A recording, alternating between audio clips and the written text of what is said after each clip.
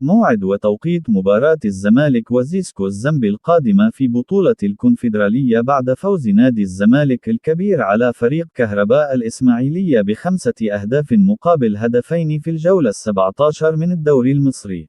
وسيلتقي نادي الزمالك مع زيسكو الزنبي في منافسات الجولة الخامسة لدور المجموعات ببطولة الكونفدرالية يوم الأحد المقبل 8 فبراير في 3 عصرا بتوقيت القاهرة، 4 بتوقيت السعودية، وقطر 5 بتوقيت الإمارات في زامبيا. وستذاع المباراة عبر قناة BN سبورت القطرية.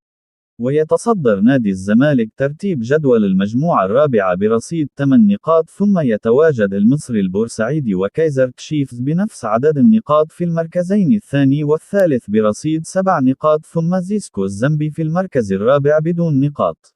وسيواجه نادي الزمالك فريق سموحة بعد مباراة زيسكو القادمة في مباراة مؤجلة من الجولة ال14 من الدوري المصري يوم الخميس 12 فبراير.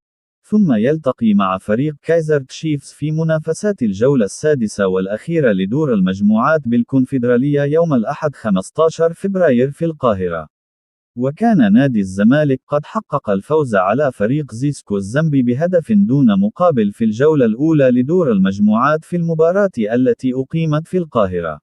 ويسعى نادي الزمالك للفوز في المباراة القادمة، حيث يحتاج الفريق 4 نقاط فقط من المباراتين القادمتين لحسم التأهل رسميا إلى ربع نهائي بطولة الكونفدرالية، وذلك في مشوار الفريق في المنافسة على اللقب.